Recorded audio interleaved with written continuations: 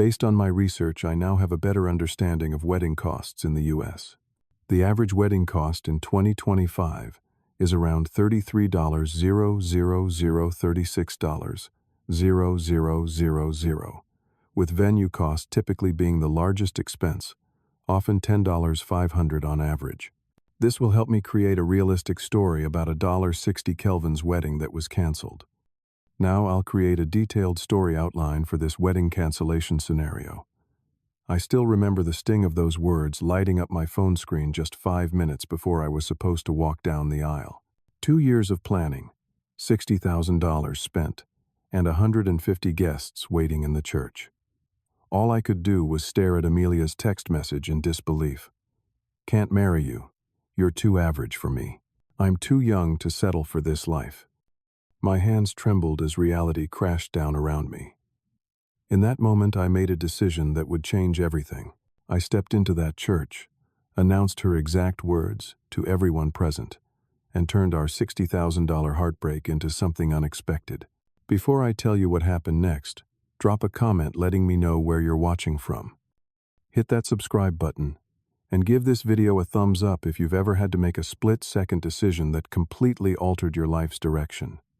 Trust me, what I did next surprised even myself. Let me take you back to how Amelia and I first met. My name is Broderick, 32 years old, working as a high school chemistry teacher in Portland. I've always considered myself a pretty ordinary guy, the dependable type who shows up on time, remembers birthdays, and plans for the future. Nothing flashy, just steady and reliable. I met Amelia during a summer program where I was teaching advanced chemistry to high school students. She was volunteering as a program coordinator, having just completed her master's degree in education administration. The first time I saw her, she was laughing with a group of students, her dark curly hair catching the sunlight through the classroom windows. Something about her confidence and the way she connected with everyone around her pulled me toward her immediately. "You must be the chemistry teacher everyone is talking about," she said when we were finally introduced, a playful smile on her face. "Everyone is talking about me," I asked, genuinely surprised. "Well, the students say your demonstrations are like magic shows. Apparently you made some liquid change colors 20 times in one experiment." I laughed. "Just 15 times, actually. Chemical indicators. Nothing magical about it, just science. Science is magic that works," she quoted. And I was impressed she knew the Kurt Vonnegut line. Our relationship developed quickly after that. Coffee after program hours turned into dinner dates, which evolved into weekend trips to the coast. Within 6 months, we were practically living together, splitting time between my modest apartment and her more stylish downtown loft. By our 1-year anniversary, I knew I wanted to marry her. The proposal was at the Japanese Garden, her favorite spot in the city. I had arranged for a private tea ceremony, and when the host brought out the special tea bowl, the ring was waiting at the bottom. She cried, said yes immediately, and we spent the rest of the day floating on air, making calls to family and friends. Looking back, there were warning signs I chose to ignore. Amelia came from a wealthier background than I did, with parents who had specific expectations.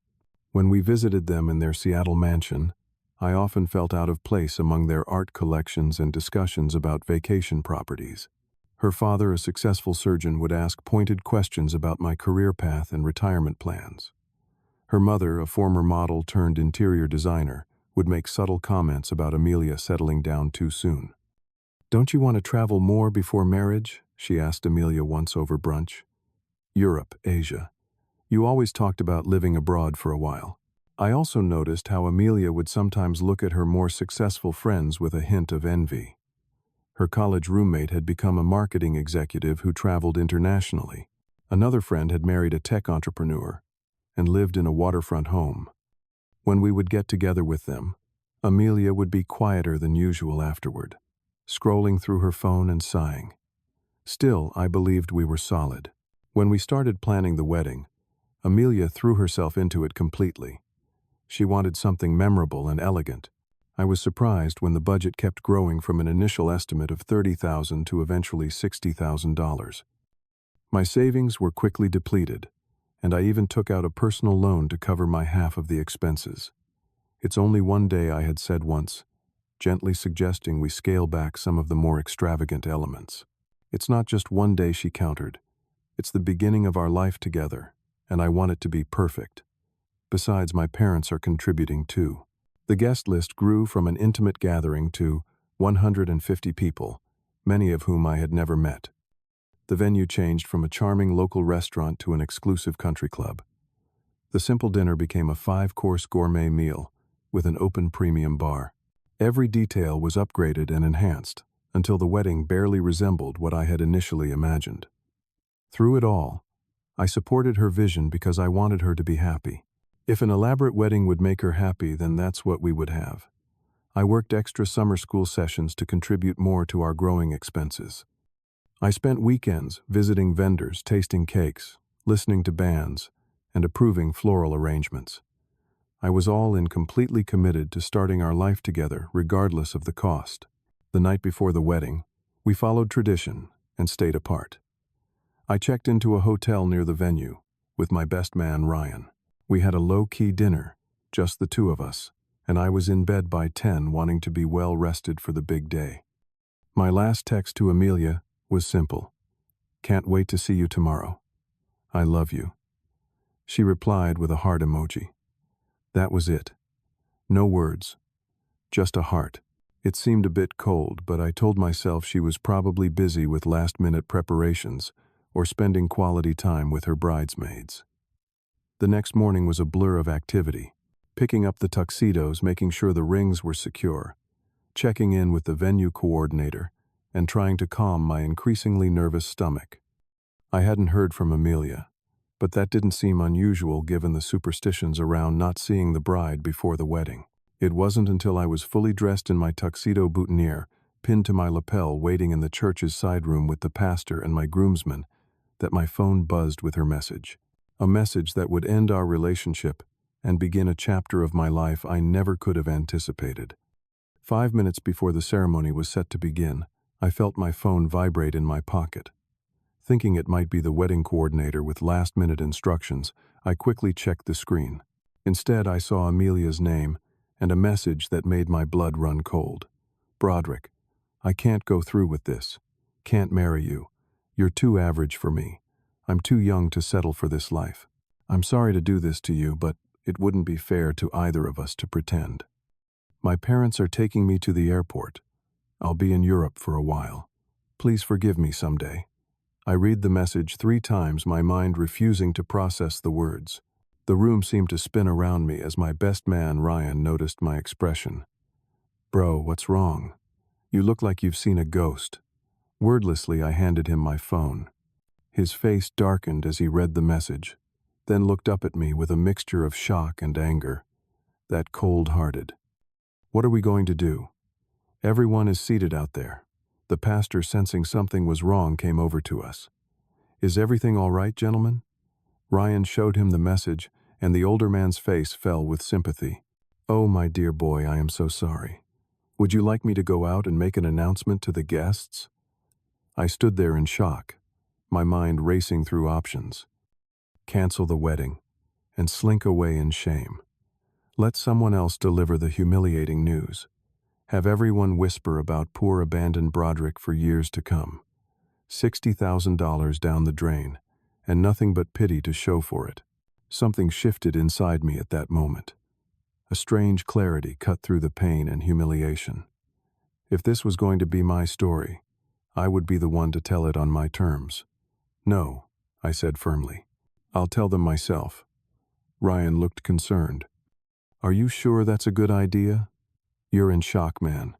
I'm sure, I replied, straightening my tie. Everyone deserves to know exactly what happened. No sugarcoating, no face, saving lies. The pastor seemed hesitant. Perhaps a gentler approach would be better.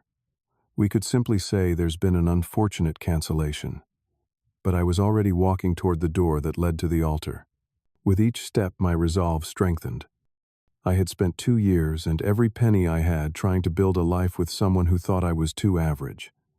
I wouldn't hide that truth to protect her reputation. As I walked out, the string quartet began playing what should have been Amelia's processional music. The guests turned in their seats, expecting to see a bride but finding only me alone at the altar. Confused murmurs rippled through the crowd. I spotted her parents' empty seats in the front row and felt a fresh wave of anger. They had known.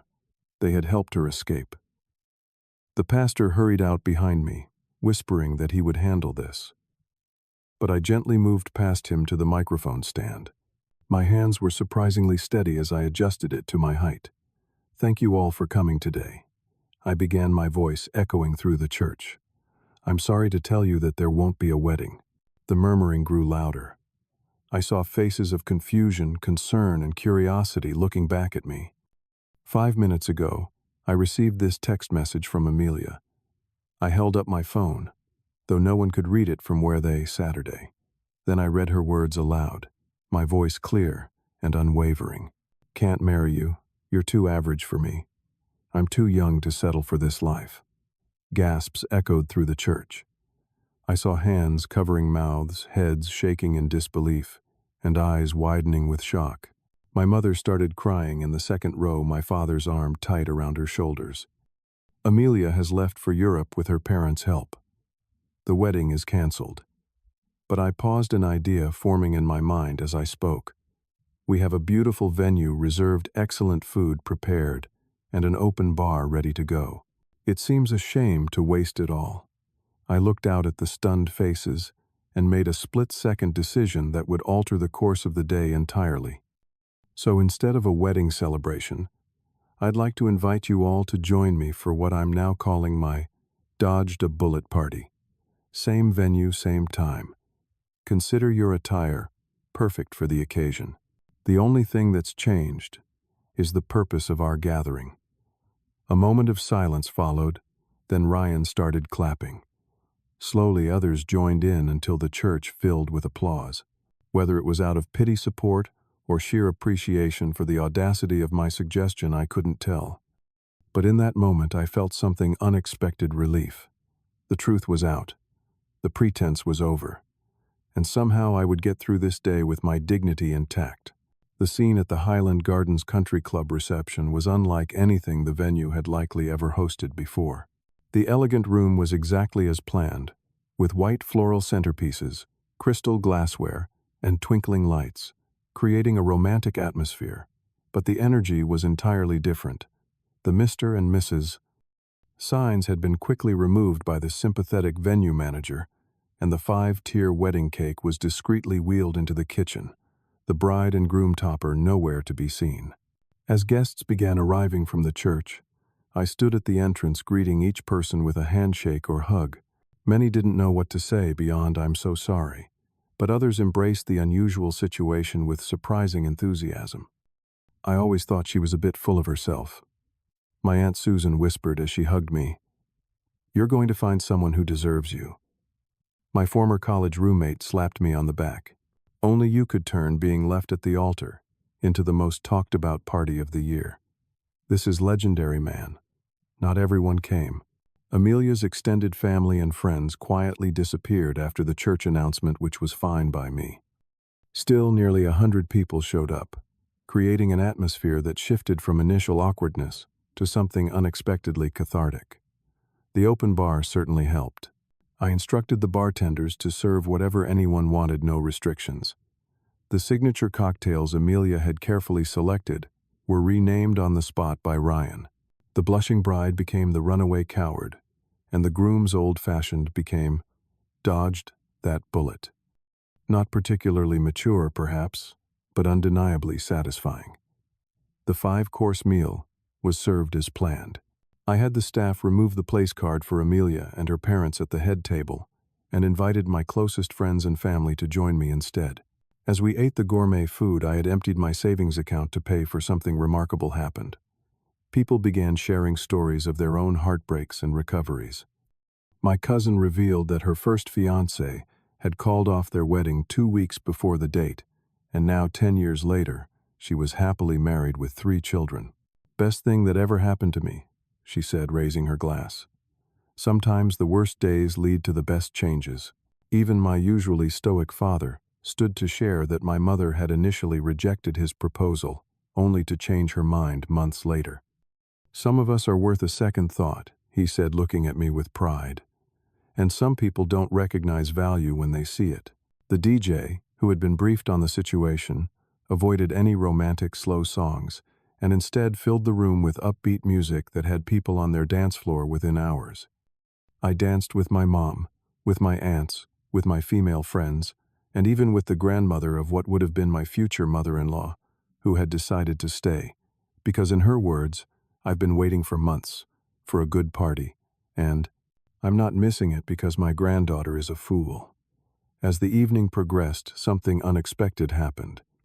Instead of feeling like a consolation party for someone who had been humiliated, the event took on the energy of a genuine celebration, not of a marriage, but of authenticity and resilience. Near what would have been the time for the traditional cake cutting, Ryan tapped his glass for attention. "Since there's no wedding cake to cut, I think it's time for a toast instead." He raised his glass. "To Broderick, who showed us all today what real class looks like. And to new beginnings, which sometimes start exactly when we think everything is ending." The room erupted in cheers and applause. For the first time since reading Amelia's text, I felt tears welling in my eyes, not from sadness or humiliation, but from the overwhelming support surrounding me. After Ryan's toast, I took the microphone. "I want to thank all of you for turning what could have been the worst day of my life into something actually pretty amazing. Instead of hiding from the truth, we faced it together, and somehow it lost its power to destroy me." I paused, feeling a surge of emotion. I spent $60,000 on this day, thinking it would be the start of my future with someone who it turns out thought I wasn't good enough. But looking around this room at all of you who showed up for me today, I realized that I am rich in ways that matter most. Someone shouted, "You're worth it," from the back, causing a ripple of supportive calls and applause. So I continued when the noise died down in the spirit of making something meaningful out of this situation. "I've made a decision about all the wedding gifts you generously brought." This was an idea that had come to me during dinner, a way to truly transform the day. "If you're comfortable with it, I'd like to donate all the gifts to the Portland Youth Education Foundation. They help underprivileged students access educational opportunities they couldn't otherwise afford. As a teacher, I can't think of a better way to create something positive from today." The suggestion was met with enthusiastic approval, and several guests even approached me later to offer additional donations to the cause. What had begun as a personal humiliation was transforming into an unexpected opportunity to create positive change. As the night wound down, many guests came to say goodbye, each interaction reinforcing that I wasn't alone, that I was valued, and that this painful experience would eventually become just a story from my past, not the defining moment of my life. The days and weeks following what my friends now jokingly called my non-wedding were a strange mixture of pain relief and discovery. The story spread quickly through our social circles and even made its way into the local community newspaper, much to my embarrassment. Apparently, a wedding guest had posted about the unusual event on social media, and it had gone viral in our small corner of the internet. The morning after the reception, I woke up in my apartment still partly filled with boxes Amelia and I had packed for our planned move to a new house. The sight of those boxes labeled with room names for a future that would never happen brought the reality crashing back. This wasn't just about one canceled ceremony. It was the end of the life I had been planning for years. I allowed myself 3 days of genuine grieving. I called in sick to school, ignored most messages, except from my closest friends and family, and alternated between sleeping too much and not at all. I cycled through anger, hurt, humiliation, and confusion. How could I have been so blind? Were there signs I had missed? Had she ever really loved me? Or had I been a placeholder until something better came along? On the 4th day, I forced myself to get up, shower, and face the world again. My first task was dealing with the financial aftermath. The venue and most vendors had been paid in full with no refund policies for last-minute cancellations. The honeymoon trip to New Zealand was partially refundable, but I still lost several $1,000s in deposits. The wedding gift situation was actually a bright spot. True to my improvised speech at the reception, I arranged to donate all the physical gifts to the Portland Youth Education Foundation. They were overwhelmed by the unexpected bounty, and the few cash gifts I received were also passed along to their scholarship fund. It felt good to create something positive from the wreckage. About a week after the non-wedding, I received a long email from Amelia. She had settled in Paris, staying with a friend from her study abroad days. Her message was full of apologies and explanations. She had been having doubts for months, but was afraid to voice them. She felt trapped by the momentum of the wedding planning. She realized she wanted more adventures before settling down. She still cared for me but wasn't in love with me anymore. The most revealing part came near the end. I kept waiting to feel excited about our future together, but all I could see was a predictable life in the same city, teaching at the same schools, taking the same summer vacations to the same places, year after year. You deserve someone who wants that life as much as you do. I read the email twice, then set it aside without responding. Whatever closure or absolution she was seeking would have to come from somewhere else. I wasn't ready to offer forgiveness, and I wasn't interested in maintaining any connection. Instead, I focused on rebuilding. The house we had planned to buy together was no longer an option, so I found a new apartment in a different neighborhood somewhere, with no memories of Amelia. I threw myself into preparing for the new school year, developing innovative chemistry projects that I hoped would engage my students. Friends rallied around me in unexpected ways. Ryan organized weekend hiking trips that got me out of the city and into the mountains where I could clear my head. My colleague Sarah invited me to join a community theater group she was part of, insisting that trying something completely new would be therapeutic. Even my usually reserved father showed up one Saturday, with tools and materials to help me build custom bookshelves for my new place. A day of quiet companionship that meant more than any words of comfort could have.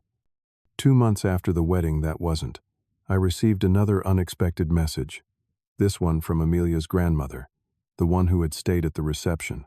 She asked if I would meet her for coffee, and curiosity led me to accept. Margaret was in her 80s, a sharp-witted woman with the same dark curly hair Amelia had inherited, though hers was now mostly silver. She got straight to the point as soon as we sat down. "I wanted to tell you that what my granddaughter did was inexcusable, regardless of her reasons," she said, stirring her coffee. "And I wanted you to know that not everyone in her family approved of her behavior." I thanked her for coming to the reception and for reaching out now. "I stayed because I've lived long enough to know that how we respond to disappointment reveals more about our character than how we handle success," she continued. "You showed remarkable grace that day." It made an impression on me. Before we parted, she handed me a small box. Inside was a vintage pocket watch with an inscription on the back. "Time reveals truth. It belonged to my late husband," she explained. "He always said that given enough time, people show you exactly who they are. Amelia showed you who she is. And you, young man, showed everyone who you are too." That conversation was a turning point for me. Margaret's words helped me reframe the experience, not as a humiliating rejection, but as a revealing moment that had potentially saved me from years in a marriage with someone who didn't truly value me.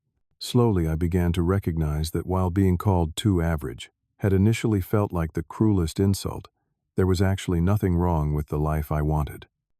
A stable career helping young people discover science, a home in a community I loved, meaningful relationships with friends and family. These were valuable aspirations, not lesser choices. The pain didn't disappear overnight, but it gradually transformed into something less sharp, more like a dull ache that would occasionally make itself known, but no longer dominated my thoughts. And in its place grew something unexpected: gratitude. Not for the way things had happened, but for the revelation that had come before vows were exchanged, before lives were legally entangled, before children might have been involved. Sometimes I wondered what my life would have been like if Amelia had gone through with the wedding despite her doubts. How many years might we have spent in a marriage where one person was always looking elsewhere, always wondering if they had settled for less than they deserved? The text message that had seemed so cruel had actually been a harsh mercy. 6 months after the non-wedding, I was having dinner with a small group that included Sarah from work and her friend Julia, who was new to Portland. The conversation turned to embarrassing stories, and I found myself telling the tale of my canceled wedding day with surprising ease, even finding humor in some aspects of it.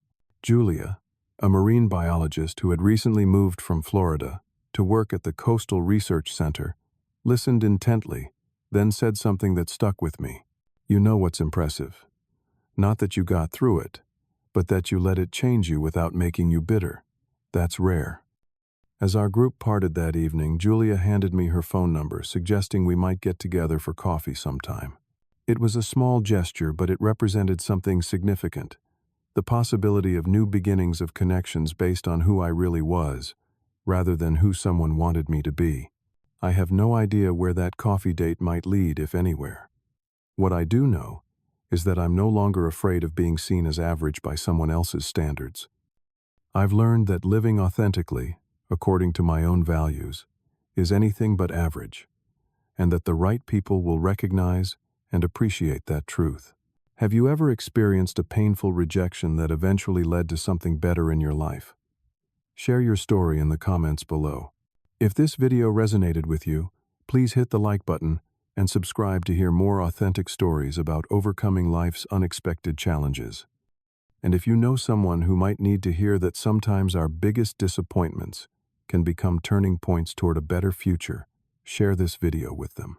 Thank you for listening, and remember that your worth is never determined by someone else's inability to see your value.